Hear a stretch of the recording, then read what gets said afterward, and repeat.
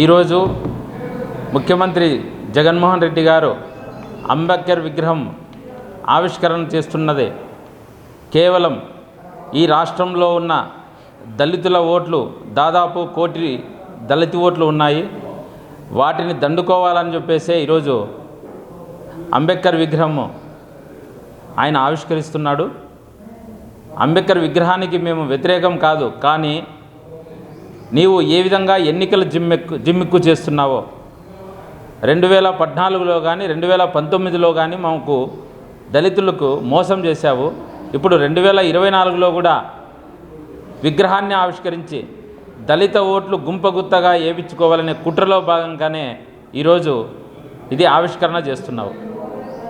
Doctor Sudhakar గారు దళిత బిడ్డ కేవలం కరోనా వచ్చింది, మాస్కులు ఇవ్వండి మేము ఉద్యోగాలు చేస్తామని చెప్పిన దానికి నడి రోడ్లో ఆయన్ని పిచ్చివానిగా ముద్రించి మానసిక రోదనకు గురి చేసి ఆయన ఆత్మహత్యకు కారణమైనవు. అదేవిధంగా దళిత బిడ్డ ఇక్కడ ఇసుక అక్రమంగా తరలిస్తున్నాడు లోకల్ ఎమ్మెల్యే అని చెప్పి స్టేషన్లో ఫిర్యాదు చేసిన పాపానికి ఆయనకి స్టేషన్లోనే గుండు కొట్టించి అవమానపరిచి రాష్ట్రపతి కార్యాలయం జోక్యం చేసుకొని ఎవరైతే ఈ ఎస్ఐ సిఐ దళిత బిడ్డకు గుండు కొట్టించాడో స్టేషన్లో వాళ్ళ మీద చర్యలు తీసుకోమని రాష్ట్రపతి ఆదేశించినా కానీ నీవు చీమ కుట్టినట్లా కూడా వ్యవహరించలేదు. అదేవిధంగా మీ ఎమ్మెల్సీ అనంతబాబు ఒక దళిత బిడ్డని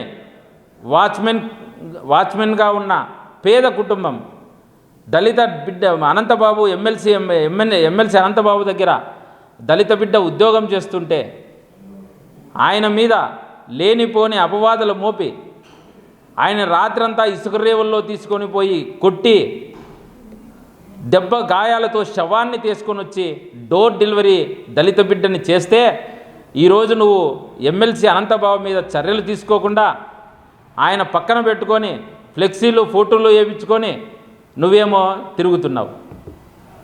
అదేవిధంగా నీవు 2019 ఎన్నికల్లో కోడికత్తి సీనుని వాడుకొని 5 సంవత్సరంల 6 నెలల మంటి కూడా నీవు పోయి కోర్టుకు చెప్పుకుపోవడం వల్ల దాదాపు 5 సంవత్సరాల 6 నెలల మంటి అతను జైల్లో ఉన్నాడు. వాళ్ళ కుటుంబం మానసిక వేదనకు గురవుతున్నది. వాళ్ళ అమ్మ ప్రతిరోజు రోధిస్తున్నది. ఎన్ఐఏ నువ్వు ఎవరైతే విశ్వసించి ఆ రోజు నాకు ఈ ఆంధ్రప్రదేశ్ డాక్టర్ల మీద ఆంధ్రప్రదేశ్ పోలీసుల మీద నమ్మకం లేదు, ఎన్ఐఏ సోదాలు జరగాలి, ఎన్ఐఏ ఇన్వెస్టిగేషన్ జరగాలి అన్నావు. ఎన్ఐఏ ఇన్వెస్టిగేషన్ చేసి 23 రోజుల్లోనే దీని వెనకల ఎటువంటి కుట్రకోణం లేదు ఇది అని వాళ్ళు స్పష్టంగా తెలియజేశారు. నీవు వెళ్ళి కోర్టుకు పోయి అక్కడ జరిగిన సంఘటన గురించి తెలపడానికి నువ్వు కేవలం తెలుపుకుపోవడం వల్లే ఈరోజు 5 సంవత్సరాల మంటి 5 సంవత్సరాల 6 నెలల మంటి ఆ దళిత బిడ్డ సీను కోడికత్తి సీను జైల్లో ఉన్నాడు. మరి ఆ అబ్బాయి మీద ఆ కుటుంబం మీద నీకు ప్రేమ లేదా? మైకు పట్టుకుంటే నా ఎస్సీలు అని చెప్పే నువ్వు ఇవన్నీ చేస్తున్నది పద్ధతే?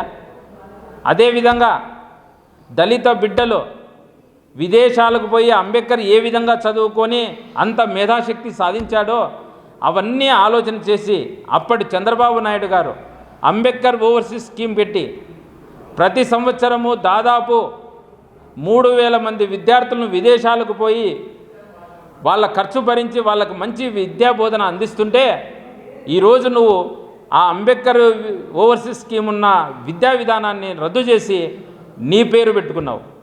నువ్వు ఎస్సీల మీద ఏ మాత్రం నీకు గౌరవం ఉందో ఈ విషయంలోనే తెలుస్తున్నది.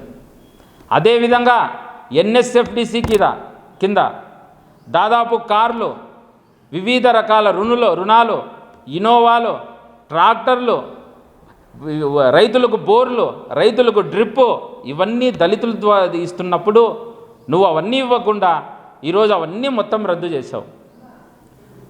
దళిత బిడ్డలు ఐఏఎస్ ఐపీఎస్ ఆఫీసర్లు కావాలని చెప్పేసి స్టడీ సర్కిల్లో వాళ్ళకి మంచి విద్యాబోధన చేసే స్టడీ సర్కిల్లో ఆ రోజు చంద్రబాబు నాయుడు గారు పెడితే ఈరోజు నువ్వు అవన్నీ కూడా రద్దు చేశావు. తెలుగుదేశం పార్టీకి, చంద్రబాబు నాయుడికి దళితులంటే గౌరవము, ప్రేమ ఉంది కాబట్టే ఆ రోజు దళిత తేజం పేరుతో ప్రతి దళితుల వీధుల్లోనూ అక్కడ ఎమ్మెల్యేలు, ఎంపీలు పోయి ఆ కాలనీల్లో నిద్ర చేసి ఒకరోజు వాళ్ళ కష్ట సుఖాలని తెలుసుకొని ప్రత్యేకంగా దళిత వార్డుల్లో డ్రైనేజీలు, రోడ్లు ఏర్పాటు చేసిన ఘనత ఎవరిదన్నా ఉందంటే అది చంద్రబాబు నాయుడు గారిదే. నీవు మాకు స్పెషల్గా ఏమిస్తున్నావో ఒక్కసారి మీ గుండెల మీద చేసుకొని చెప్పండి.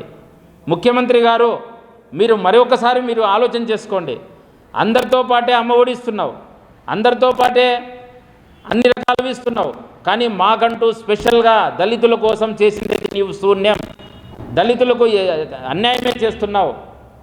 అప్పట్లో చంద్రబాబు నాయుడు గారు ఈ దేశానికి స్పీకర్గా బాలయోగి గారిని, అదేవిధంగా శాసనసభలో ప్రతిభా భారతి గారిని నియమించిన ఘనత కూడా ఒక చంద్రబాబు నాయుడు గారికే చెల్లుతుంది తప్ప మీకు కాదు.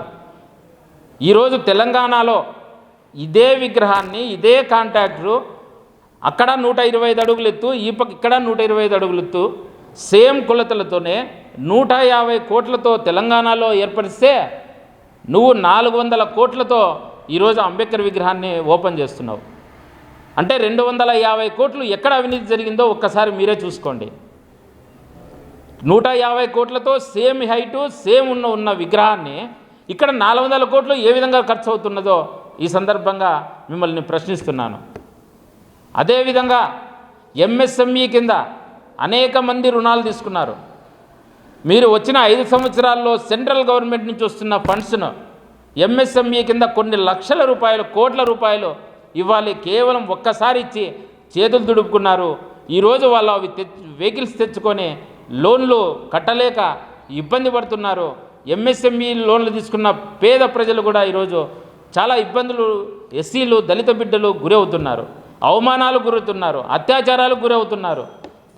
దయచేసి ముఖ్యమంత్రి గారు, మీరు కేవలం విగ్రహాలతో దళిత ఓట్లు గుంపగుత్తగా మీకు పడతాయనేది పగటి కల. 2024లో దళితులు మీకు తగిన శాస్తి చేయడానికి, ఓటు ద్వారా మీకు బుద్ధి చెప్పడానికి సిద్ధంగా ఉన్నారని ఈ సందర్భంగా తెలియజేస్తున్నాను.